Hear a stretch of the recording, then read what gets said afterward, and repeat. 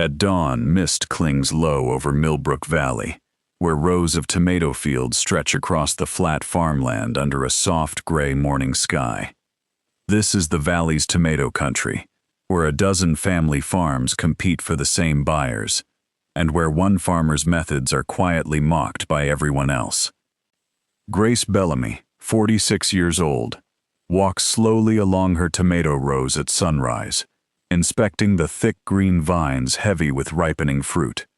Behind her small red barn, 3 plastic barrels sit fermenting in the shade, filled with chicken manure, water, and molasses, bubbling faintly under loose lids. Grace lifts one lid and stirs the dark liquid inside with a long wooden paddle, releasing a strong, earthy, sour smell into the morning air. She fills a large watering can from the fermented barrel and carries it carefully to the base of her tomato plants, soaking the soil around each root. Across the fence, Roy Pruitt wrinkles his nose and shakes his head, watching Grace pour the dark liquid onto her plants with open disapproval. "You're feeding your tomatoes barnyard soup, Grace," Roy calls out, laughing, while hefting a bag of store-bought synthetic fertilizer onto his shoulder.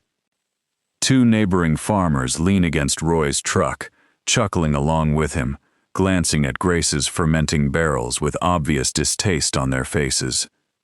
"Chicken soup for tomatoes," one farmer shouts, pointing at the barrels and holding his nose.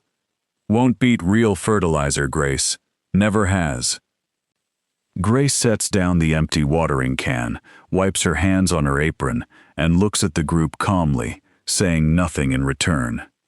That evening, in a small farmhouse kitchen, Grace's teenage daughter Mia Bellamy sets 2 bowls of soup on the table and studies her mother's tired face. "They laughed at the barrels again today," Mia says quietly, sliding into her chair.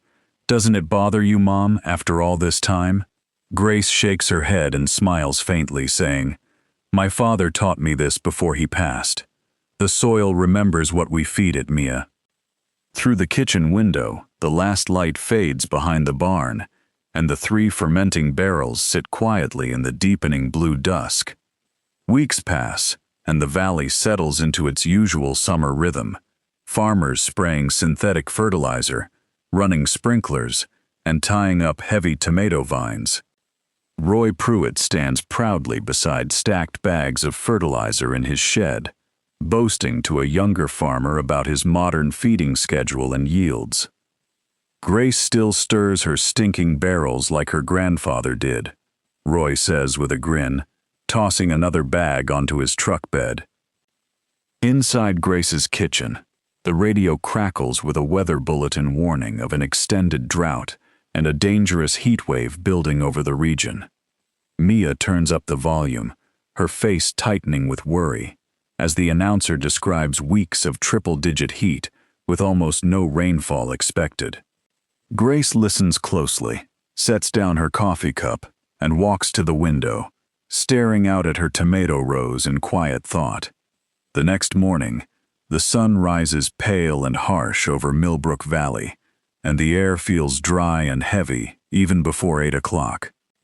Roy steps into his field and crouches down, pressing his fingers into soil that already feels warm and slightly loose beneath the surface. By the following week, the irrigation canal along the valley's edge runs noticeably lower, and a county notice announces mandatory water restrictions for all farms. Farmers rush to adjust their sprinkler schedules, arguing over shared water allotments, tempers rising as the reservoir gauge continues to drop daily. Grace kneels beside one of her tomato plants, pushes her fingers into the soil near the roots, and finds it still cool and moist. Day after day, the heat wave tightens its grip on the valley, cracked lines spreading slowly across the dry, sun-baked fields of every farm. Roy Pruitt walks through his tomato rows and stops, staring at leaves curling inward and drooping under the relentless, unbroken afternoon sun.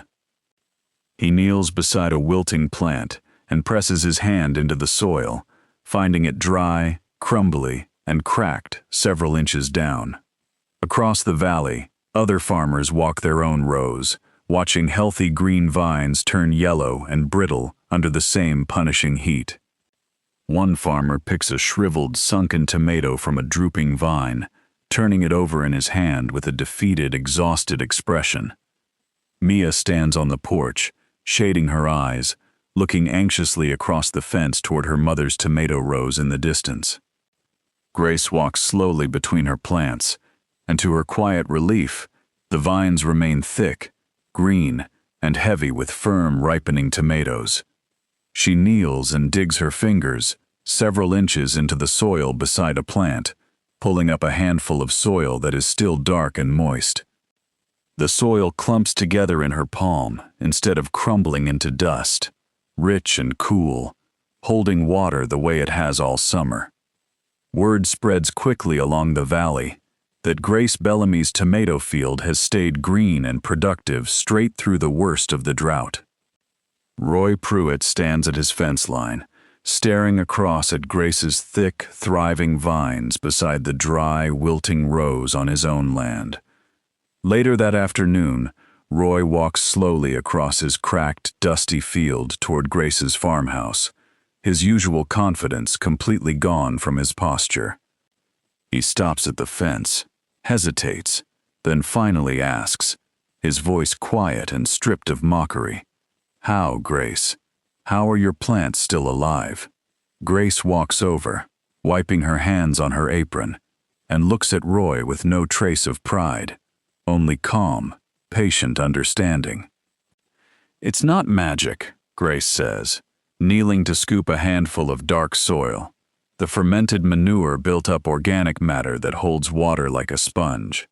She holds out the handful of soil, showing him how it clumps and holds its shape, unlike the dry, crumbling dust from his own field.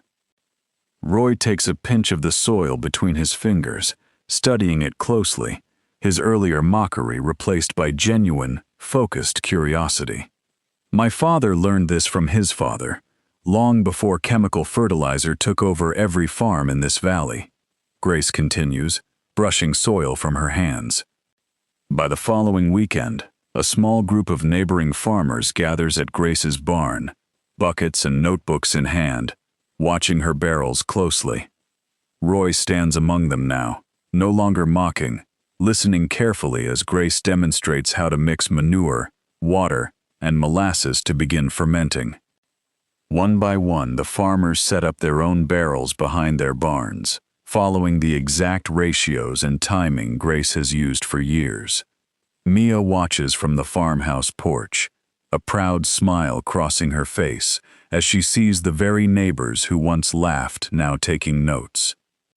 Months later, the following summer arrives in Millbrook Valley, and for the first time, fermenting barrels sit behind nearly every farmhouse along the road.